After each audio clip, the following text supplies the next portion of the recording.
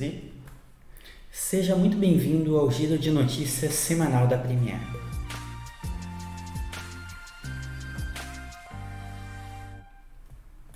Opa, pessoal, então mais uma vez estamos aqui no nosso quadro de Giro de Notícias, trazendo os principais e mais impactantes fatos que vieram a acontecer ao longo da semana e como que eles vão estar influenciando nos investimentos de vocês. Vamos começar esse giro de notícias com um assunto que está bem em pauta e que nós falamos, inclusive, no vídeo mais recente do canal, que é sobre o que o governo canadense está fazendo em resposta às manifestações lá no Canadá. Dá para ver na tela de vocês a notícia que diz, da Exame, essa notícia: Canadá bloqueará contas bancárias de envolvidos em protestos anti-vacina. Primeiramente, é só um adendo aqui, que é como a revista se refere, né, protestos anti-vacina. Nós sabemos que, inclusive, muitos dos participantes das manifestações são vacinados, né? Então, a pauta é várias outras coisas, não só essa questão de anti-vacina. Inclusive, o nome é Marcha pela Liberdade. Que, se você quer saber mais sobre como é que está sendo as manifestações, sugiro que veja um vídeo mais recente desse canal. De qualquer maneira, o que está acontecendo? Basicamente, o governo ele anunciou um pacote emergencial que é para quê? Que é para basicamente autorizar os bancos a congelarem, a suspenderem contas de seus clientes. Isso só era possível antes com ordem judicial, quando alguém era suspeito de verdade de ter cometido algum crime. Agora, por qualquer suspeita, eles vão poder fazer isso e com a isenção da responsabilidade civil. Isso graças ao governo. E, claro, Não, isso é complementar que os protestos em si estão sendo de forma majoritária, estão se dando de uma forma pacífica. Então, talvez, fazendo uma análise aqui de fora, né, analisando aqui do Brasil a situação lá, parece ter sido uma medida talvez um pouco exagerada nesse sentido de restrição desse protesto, enquanto ele ainda não houve nenhum caso sistemático e muito sequente de, por exemplo, depredação de patrimônio, pichações, queimar pneu na rua ou agredir pessoas, saquear lojas. Então isso não veio acontecendo até então, né, de forma tão frequente. Pelo menos a gente não ouve falar sobre isso. Então, justamente por este motivo, talvez tenha sido um pouco exagerada essa reação. E claro, ela tem efeitos negativos que a gente também vai comentar. exato. Acho que fica melhor com o slide ali para vocês verem. Exatamente. O que aconteceu, na verdade, na noite do dia, se eu não me engano, dia 17? Como dá para ver pelo gráfico, pelos gráficos, 4 gráficos mais de baixo, o que são esses gráficos? Só para contextualizar. Basicamente registra as reclamações de pessoas que estão tentando acessar as suas contas bancárias pela internet e não estão conseguindo. Então dá para ver à noite que, poxa, subiu muito, quase que 90 graus para cima, né? Então as reclamações subiram muito. Esses é o gráfico que registra essas reclamações para os 4 principais bancos lá do Canadá. O que isso significa? Durante horas, esses bancos ficaram fora de ar. Então as pessoas não conseguiam acessar, não conseguiam fazer movimentações. E, poxa, pouco tempo depois de ocorrer esse anúncio por parte do governo, que as pessoas não... Claro, quem estivesse nas manifestações não poderia estar sacando o seu dinheiro. Basicamente teria seus recursos congelados. Só como o Felipe falou, como estão sendo pacíficas as manifestações, e esse negócio de suspender a conta é comum para criminosos mesmo, ou pessoas investigadas por crimes mais sérios. Isso pode acontecer em pessoas que não cometeram nenhum crime. O que garante que não vai acontecer com alguém que nem está na manifestação? Muita gente deve estar pensando isso. Por conta disso, tem um temor de ter uma corrida aos bancos, pessoas correndo para sacar o dinheiro antes das contas serem suspensas, porque olha o risco jurídico que isso está gerando. Exatamente. Tem toda uma preocupação também, digamos, filosófica e econômica por trás dessa preocupação da corrida aos bancos. Por quê? O pessoal com papel moeda, o dinheiro físico mesmo, ele é basicamente rastreável, não tem como alguém bloquear, a não ser que seja uma ditadura extremamente totalitária, bloquear transações com dinheiro físico. Então o que acontece? Quando tem essas restrições, essas regulações do setor bancário, limites de saque ou coisas do tipo que estão ocorrendo, o que acontece? O pessoal vai e tenta sacar dinheiro físico, porque é irrastreável, não tem como impedir de forma prática que você transacione com esse dinheiro físico, com papel moeda. Então isso fez muitas pessoas tentarem sacar o dinheiro para poder utilizar ele. E isso causa efeitos muito negativos para o setor bancário, porque como a gente vem falando em diversos vídeos aqui do canal, os bancos eles não possuem todo o dinheiro que eles deixam disponível para os correntistas sacarem.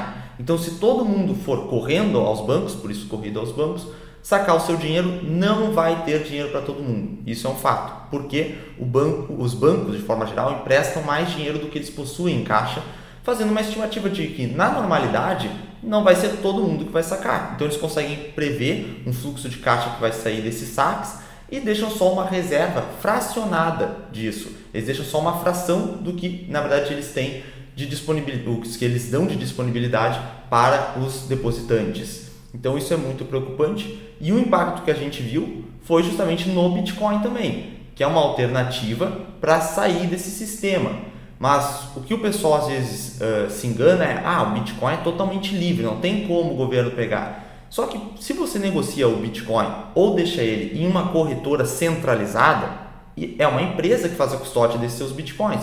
Então o governo pode ir lá no CNPJ dela e falar com o CEO, falar com alguém importante ali e bloquear a sua conta na corretora. Então o Bitcoin ele só é 100% seu, digamos assim, quando ele está na sua carteira pessoal. Se ele estiver em uma corretora, por exemplo, que é centralizada, na forma de uma empresa que faz essa custódia, o governo pode muito bem bloquear a sua conta nessa corretora de Bitcoins que você deixe esse dinheiro. Então é um risco adicional que o pessoal tem que se atentar também. Exatamente. Bom, acho que por essa primeira notícia a gente conseguiu ver os riscos dessa medida e também, se você quiser saber mais, saliento mais uma vez, você pode ver o vídeo mais recente desse canal. Segunda notícia que vamos ver, que até está na tela de vocês, a Argentina pretende criar estatal de alimentos para conter a inflação. É aquele negócio, a Argentina ela vai tomando medidas que ao longo da história diversos países tomaram e deu terrivelmente errado, e vai tomando essas mesmas medidas achando que vai ter algum resultado distinto. Essa é mais uma das medidas bastante estatistas, intervencionistas e que basicamente visa conter a inflação, objetivando um controle de preços. A gente tem um vídeo no canal que explica por que o congelamento de preços sempre dá terrivelmente errado. E esse, mesmo que não seja essa uma medida que diz explicitamente vamos congelar preços, tem isso por trás, porque criar uma estatal de alimentos que estão tão caros por conta da inflação lá na Argentina, criar essa estatal de alimentos que não está tão certo como que vai funcionar, mas basicamente é para mexer nessa questão de distribuição de alimentos, talvez vá mexer um pouco na produção, na comercialização, é para reduzir o preço. E como não tem como reduzir o preço de mercado desses alimentos, até porque a moeda da Argentina está muito desvalorizada pelas medidas expansionistas de irresponsabilidade fiscal também tomadas basicamente sem parar pelo governo argentino, não tem como alimentos ficarem mais baratos, até por causa do que a gente está vendo com as commodities ao redor do mundo, e ainda que a moeda da Argentina está tão desvalorizada. A maneira que poderia se dar isso é justamente pelo controle de preços, e essa criação de uma estatal justamente em algo que está tão caro lá, só mostra mais uma vez essa vontade do governo argentino de repetir essa medida que obviamente dá errado. As políticas econômicas da Argentina nos últimos tempos, seja o governo que for desses últimos momentos que passaram, foram medidas mais voltadas no sentido de tentar transparecer para a população que o governo ele está tentando fazer algo efetivo para supostamente solucionar a inflação. Mas na prática o que acontece é uma medida, por exemplo, congelamento de preços. O pessoal olha, então o preço da carne parou de subir, está congelado. O governo salvou então a economia. Mas o que a pessoa não vê, que é o que o Bastian, um economista da escola austríaca, falava, a gente não pode analisar só o que se vê, tem que ver também o que está por trás, o que não se vê, conforme ele falava. E o que é o que não se vê? Tudo bem, o que se vê é que congelou o preço. Ficou o preço fixo. Então ali a carne 30 pesos, por exemplo. Mas o que não se vê é que se o custo da carne for maior do que esse hipotético 30 pesos que eu falei, se for 35 pesos para produzir, não vale a pena. Por quê? Por que eu vou produzir algo que custa 35 se eu vou vender por 30 unidades dessa moeda? Não faz sentido. Vai faltar a carne. Então vai dar aquela escassez que nem a gente já viu nos países com uma economia mais planificada, falta alimentos na prateleira, ou simplesmente o pessoal vai preferir exportar para fora, o que vai depreciar mais ainda o câmbio desse país e vai diminuir a oferta interna, o que tende a aumentar o preço no mercado negro e o mercado oficial fica com menos oferta ainda, fica mais escasso. E essa é mais uma medida aparente. Vamos solucionar aqui, vamos criar uma estatal. Mas que competitividade essa empresa tem? Quais são os incentivos de mercado? E como que ela vai fazer para controlar um sistema de preços? Como que ela vai fazer para alocar recursos sem ter essa observância da lei de oferta e demanda?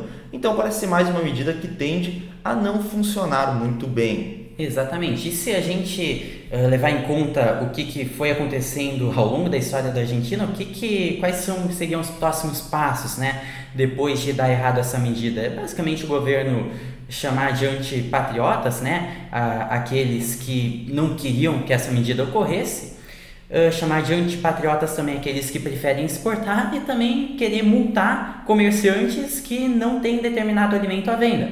Porque a escassez foi gerada por essa medida, dentre várias outras medidas. O comerciante ele acaba não tendo lucro algum tendo esse alimento, não tem nem condição de ofertar e acaba sendo multado, como a gente já viu acontecendo na Argentina. Você pode estar se perguntando também, mas se não dá para aumentar o preço, o que se pode fazer? É só deixar as pessoas morrendo de fome? Se não dá para congelar preço? Poxa, parece uma coisa muito egoísta, mas a questão é que a gente tem que partir de um pressuposto. O congelamento de preço ele não funciona. Você não pode tentar mudar as consequências de algo que naturalmente não dá certo. Então eu lhe sugiro que você assista ao vídeo de congelamento de preço que mostra que, de acordo com a teoria econômica, com relações econômicas, por que lugares que têm preços que não param de subir acabam incentivando que tenha cada vez mais oferta nessa região, em um livre mercado, evidentemente. E quando você faz com que os preços artificialmente parem de subir, você acaba não atraindo novos ofertantes e acaba fazendo que não tenha incentivo nenhum para que o preço naturalmente acabe caindo, levando à escassez. Bom, temos ainda uma terceira notícia aqui, que G20 diz que acordo global sobre impostos corporativos deve entrar em vigor em 2023. Temos um vídeo mais antigo no canal que a gente fala sobre aquela questão do imposto mínimo global, que estava em pauta, que basicamente é um imposto mínimo de 15% para todos os países que fizessem parte desse acordo. Então, paraísos fiscais como Singapura, por exemplo, que tem impostos baixos e utiliza isso para atrair investimentos, para ter desenvolvimento econômico, e tem uma vantagem em relação a países já grandes, a grandes potências. Por exemplo, França tem imposto bem maior do que Singapura, e Singapura, que é um país bem menor, acaba tentando se aproveitar disso legitimamente para atrair mais investimentos. O que teria de errado nisso? No entanto, países grandes como França, Alemanha, Estados Unidos acabam perdendo competitividade tributária, acabam perdendo muitos impostos também por conta disso. E eles não querem reduzirem imposto, porque isso significa o governo arrecadar menos. É bem mais fácil querer que países considerados paraísos fiscais eles aumentem o seu imposto para que empresas parem de ir para esses pequenos países. E é interessante que isso até contribui para a redução da pobreza ao longo do mundo. Países pequenos e não tão ricos conseguindo atrair empresas que estariam em países já ricos e em grandes potências econômicas. Sim, essa dinâmica ela tende a tirar competitividade entre os países. Então, é claro que os países que estão tomando frente nesse debate, que estão sendo veementemente a favor desse imposto mínimo global, eles são os que estão em posição de vantagem com isso. Por quê? Se tiver um imposto mínimo que seja relativamente alto, isso significa que um investidor que podia aplicar o seu dinheiro, gerar empregos em um país menor, pode pensar assim, com esse imposto mínimo global, dá 5% de diferença, 5% na alíquota de diferença para determinados impostos ali. Por 5%, prefiro ficar nos Estados Unidos, por exemplo, vou pagar um pouquinho mais, mas já é mais consolidado e tal. Ou seja, quando se aumentava esse gap de diferença entre os impostos, quando ele era maior, não tinha esse imposto mínimo global, aí a mentalidade era diferente. pô, tá dando 15% a menos as alíquotas de imposto, acho que é melhor, de repente, eu aplicar, abrir minha fábrica, minha loja nesse país menor. Isso gerava empregos lá, gerava um desenvolvimento, reduzia a desigualdade social no mundo, né, porque ia desenvolvendo países menores, mas é claro que quem está na frente desses projetos são os países grandes, que não podem, na prática, reduzir os seus impostos e deixar eles a níveis desses países menores. Por quê? Países muito grandes, como os Estados Unidos, têm uma dívida sobre o PIB muito alta, ou seja, se eles reduzirem impostos, as arrecadações, de repente eles vão ter dificuldades até de pagar os juros de dívidas e vão ter muitos déficits seguidos. Isso aumentaria mais ainda a dívida, que já é grande. A União Europeia passa por um problema com os países muito endividados, como Grécia e Itália. Então, por mais que a Alemanha, por exemplo, tenha um controle em uma austeridade fiscal grande, ela acaba pagando o preço desses países, graças à união monetária que eles possuem, sem união fiscal. Então, eles têm uma unidade de moeda comum ali entre a maioria dos países, porém, eles não têm unidade fiscal. Então, alguns gastam mais que outros. Isso cria alguns desarranjos na economia no geral. Enfim, esses países super endividados da Europa, como a Grécia e a Itália, por exemplo, mais a Espanha também, eles vão ter problemas se eles receberem, por exemplo, menos impostos para tentarem ficar mais competitivos. Então, na prática, isso está reduzindo a competição entre países pela redução dos impostos.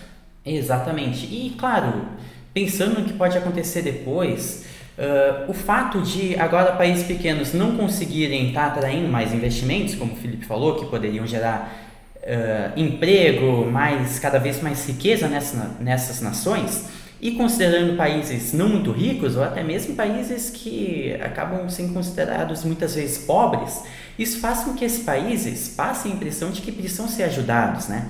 Então, poxa, agora eles não vão poder ter impostos muito baixos, e grandes potências como a Alemanha, como os Estados Unidos, vão poder continuar cobrando o mesmo nível de impostos. E tem sempre aquela questão que os governantes gostam de falar: vamos ajudar os países menores. Só que o próprio fato de ter impedido que esses países menores tenham impostos bem baixos já fez o oposto de ajudar. Só que agora, considerando que o país ele vai passar a impressão que precisa de ajuda, né? Pelo menos isso pode ser comunicado pelos governantes, é mais uma desculpa. Vamos manter impostos altos para podermos utilizar essa tributação para ajudar os outros países que talvez não precisassem de ajuda se pudessem continuar com impostos cada vez mais baixos. Então, é aquele negócio que a gente muitas vezes precisa ver o que pode estar por trás de determinadas decisões. Bom, nós vimos aqui as 3 principais notícias, então,